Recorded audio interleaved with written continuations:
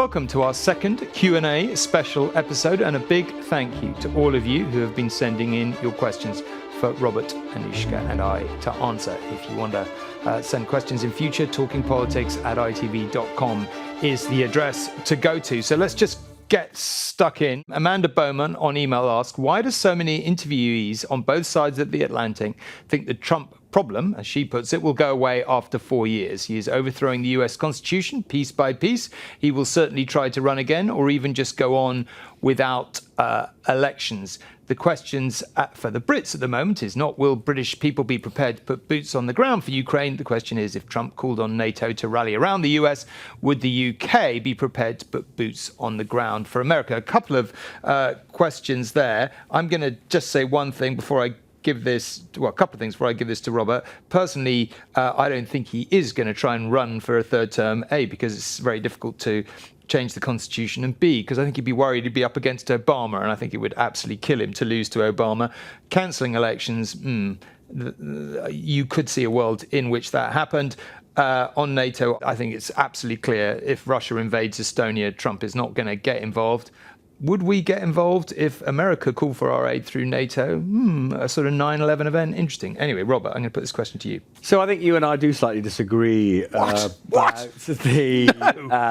That never happens. You know, if you talk to Democrats, if you talk to liberals, wherever they are in the world, the comfort they take is it's only going to be 4 years, right? And I just think there's nothing about... I'm not saying it'll be only 4 years. I'm just saying I don't think he'll try and change the Constitution. I think he'll cancel elections if he's going to try and do that.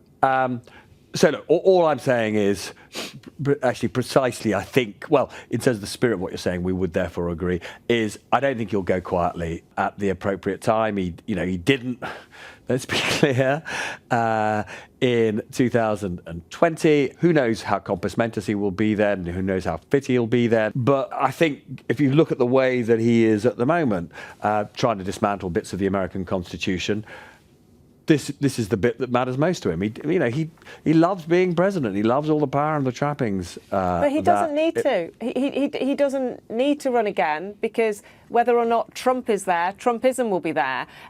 What is different? And I'm actually surprised. No, but it's not about Trumpism. It's about he's a narcissist. It's about him. He wants to be there. My point. The point I'm making is, if liberals are taking comfort on the idea that Trump's only around for 4 years, then they've not been here for the last 15 years, because everyone knows that in 2016 people thought, is this an aberration? No one can possibly think it in 2024. And even if it's not him, if it's a JD Vance, the politics isn't necessarily going to change. And by the way, his poll ratings right now are incredibly strong. So, but from listening to Democrats, doing lots and lots of Democrats, obsessively listening to American politics at the moment and listening to loads of interviews with them, I don't think that they are assuming that it's 4 years and then, everything's fine. I think they think they're in complete crisis, and understanding the American public and what put Trump back after his first term is something that they are very difficultly grappling with. And certainly one thing I'd completely agree with you about, Anushka, is it is actually deeply troubling that the Democrats are just in such a mess, totally divided over what the right strategy for dealing with Trump is.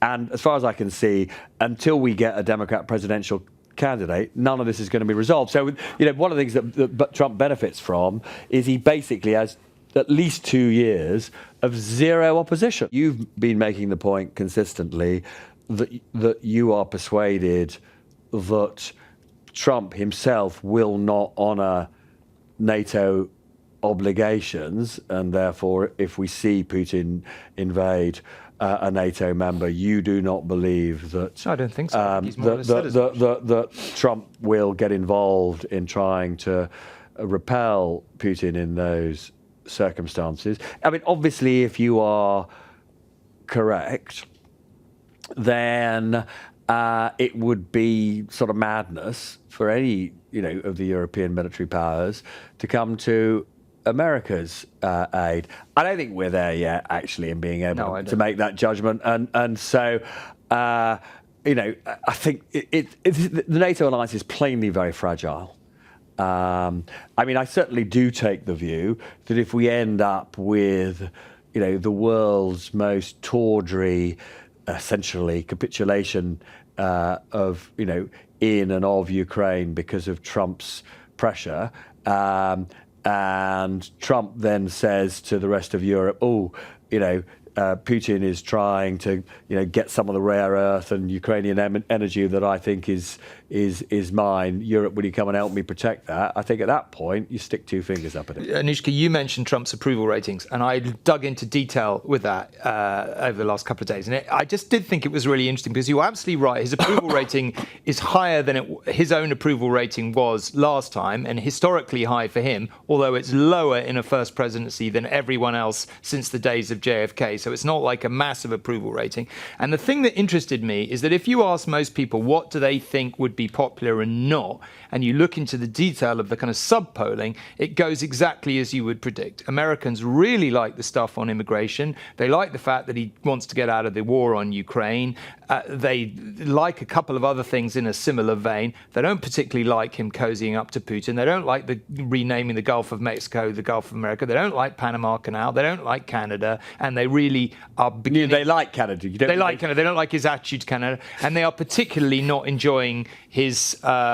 performance on the economy. So I think if he tanks the economy, MAGA is in trouble, would be my assessment. Economy above everything else. Economy above everything. I agree with that. Okay, next one. I'm going to put this one to you, Anushka. Justin Lisney on Facebook says, will this war be settled between Trump and Putin with Zelenskyy just a sideshow? Clearly, he thinks that he can just negotiate this with Russia. The problem he has, and it's a very big one, is that Russia has already shown that it's not going to stick to a single promise. So the question will be, does Donald Trump actually get annoyed with Vladimir Putin, or does he think there's too much of an economic gain to be made through that relationship to care? I think it is really telling how close the relationship was. I can't actually remember who it was. Someone very senior in the administration basically talked about Putin and Trump as great friends, and clearly that's what they want to do.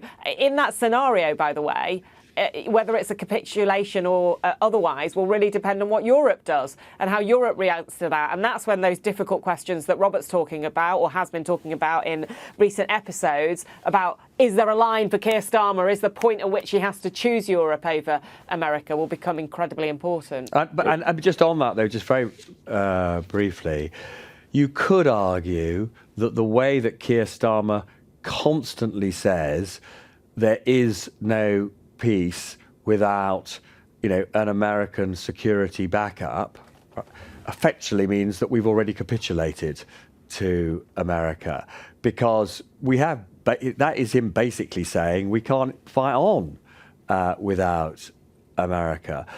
So I think there is, unfortunately, a risk that in the end, Trump and Putin are the individuals who do this appallingly tawdry deal, unless Europe decides to take more of a risk. Okay. Trump, great friends with Putin, Kim Jong-un and President Xi. What could go wrong?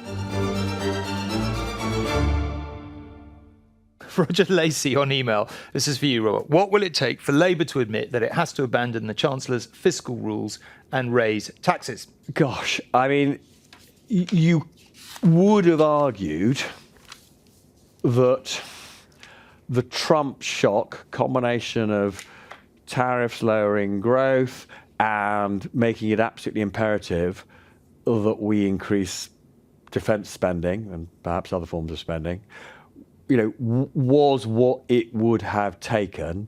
But they are doubling down on the fiscal rules and still saying that, they will not raise the taxes that they've ruled out in their manifesto, which was, many would argue, a huge economic mistake and remains a shackle that means that there are all sorts of really important things, some of them growth-inducing they could do if they simply had a bit more tax flexibility. So the honest answer is, given that this was their opportunity to say the world has changed, so, we will amend these rules or indeed just suspend them for a while, they're not doing it for this. Goodness knows what would cause them to do what many people would say is the rational thing and recognise that, these are balmy rules. Lynn Soden on Facebook says, Kemi Badenoch will never win the Tories in an election. Agree or disagree? I say agree, but not all her fault. I think Labour will probably win again and they'll have a new Tory leader for the next term. Anushka, you next. I don't think we should make a prediction on it. Obviously, at the moment, it doesn't look likely that she would win an election. So much can happen in politics. We don't know what's going to happen to reform. Obviously, I think unlikely. But Labour, if they were to win again, massively helped by the split on the right, and maybe a unite on the right could make a difference. Look, there is nothing she's doing at the moment that would give anybody confidence that the Tories are sailing back to victory, but there are years yet to unwind before we get to that election. We are living in the most volatile conditions internationally and domestically. We've just had the weirdest election result in history, in the sense that you've got a party with this enormous parliamentary majority on the basis of, relative to that majority, a record low share of the vote. I mean, it's probably an exaggeration to say anything could happen. Let's end with a couple of very quick newsy questions, and maybe we'll have a very quick round up with an answer from each of us. Darren Peters on email asks, who is the most powerful person in the government? We don't know. Anushka? Who's the most powerful person in the government? That we don't know. That we don't know. We don't know, so I can't say Morgan McSweeney or Matt. I think most people wouldn't know who Morgan McSweeney is. So go on. We'll allow that. I mean, I think it's obviously Morgan McSweeney, who is Chief of Staff to Keir Starmer, who absolutely, directed him to the leadership in the first place, who Keir Starmer trusts completely. It's interesting speaking to MPs, even cabinet ministers, who say, sometimes you say to Keir, can I talk to you about this? And look, he's the Prime Minister, he's busy, but it's normally maybe talk to Morgan about that. Robert? So, obviously, I completely agree with Anushka. What I do think, however, which is, an answer to a different question, right? I do think that Starmer himself is running this thing actually probably more than, many recent you can complain they're not being bold enough, you can complain that they're not being imaginative. This is him though, right? He is calling the shots, and I don't think this is an empowered cabinet. I don't think this is a cabinet in which huge amounts of authority is delegated. I think this is Starmer's government. Okay, final question. Michael from Liverpool asks, who is the hardest person you've had to interview? Let me go first. I would say, politician-wise, probably Gordon Brown. I think he was, a decent man, a better prime minister than some people, including possibly me, gave him credit for at the time when you look back. So I beat myself up a bit about that. But truthfully, he was very hard to interview because he stuck rigidly to his disciplined lines, and it was incredibly hard to get him off them. Robert, you go first. Who would you say? I mean, the most frustrating interview I've ever done was with Theresa May. It was for a similar reason, but an even more extreme version of your experience with Gordon Brown, which is I went into Downing Street, and it wasn't just that she had learned the script and wouldn't answer the questions. It is that she only had one thing that she wanted to say, and whatever I asked, she just said the same thing. And honestly, I've never had an experience like it, and I just hope, because it was hideous, I never have to go through something like that ever again. Anushka? They're all awful. They're all like basically. I was going to say Rishi Sunak and Keir Starmer are a bit like Gordon Brown, like whatever you ask. But actually, then I was thinking, I spent 3 months following David Cameron around the country, and I would ask him a question on something, and he'd just give the same answer on something completely unrelated. Leaders are frustrating, aren't they? And what is really refreshing, and you can really feel the difference, is when somebody actually just answers the question. So recently, I did. Again, I'm flipping the question here. I did an interview with Jess Phillips when she was being attacked by Elon Musk, and it was so refreshing that she just answered the question. And that meant that some of the things she said were a bit controversial, but she didn't care. She was human about it. And actually, another person we know who does that, Nigel Farage. Sometimes he makes mistakes in interviews, as he did when he was talking about Shamima Begum to our colleague Harry Horton. And he said something quite controversial about maybe we should think about taking her back, basically. But that's because he's just much more authentic in interviews. And, You guys and might there is disagree on that. but there's a really interesting chicken and egg thing here. You will, I'm sure, like all of us, hear from politicians all the time that the reason, trust in politics has collapsed is because, the media are so horrible to politicians that, we're all out to get them. Actually, Anushka and I are not remotely in that category. What we try and do with our journalism is, to understand what governments want to do and then, hold power to account. But it's not gotcha journalism. My view is one of the reasons why collapsing politicians in this country has collapsed is because politicians don't answer the questions, and the viewers and listeners, aren't stupid. They can see that, and they just, why should I respect you if you're just going to dodge the whole time? It's so funny, isn't it, how much time we spend trying to get through that suit of armour. I remember I did the first interview with David Cameron for his memoirs after he'd left office, and Cameron was there basically the whole time, the 10 years I was political editor, either as leader of the opposition and then obviously as Prime Minister. And, I knew him really well from that experience, and I read the book, and we knew he'd have been polished within an inch of his life for this interview. And we spent so long debating how he's going to know every question because he'll anticipate it. How do we get a chink in the armour? And I finally came up with the question at the end where I think I asked him something along the lines of, what do you think your grandchildren will say to you about Brexit? If one day you're looking at your grandchildren and they're asking you about the direction that Britain has taken, if the union has broken up, will you really say to them that it was still the right decision, it was still worth it?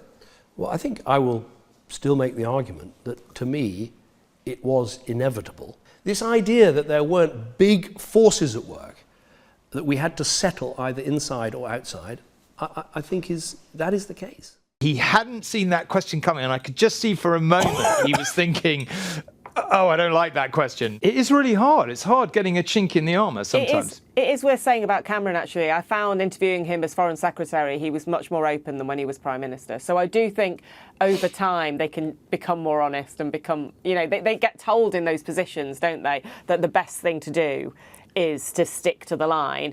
But I think looking around the world, looking at the Trumps, for example, you've got to question if that strategy is going to hold. Yeah, no, I agree with that. Right. I really enjoy these Q&A sessions. Let's keep doing them. So thank you very much for tuning in, watching, listening, whatever you were doing. I'll be back on Monday for Talking Politics USA with our team in Washington before Robert, Anushka and I get together for a special spring statement / emergency budget reaction episode on Wednesday. Remember, you can subscribe on any podcast platforms or on YouTube to make sure you don't miss out on an episode. Have a great weekend.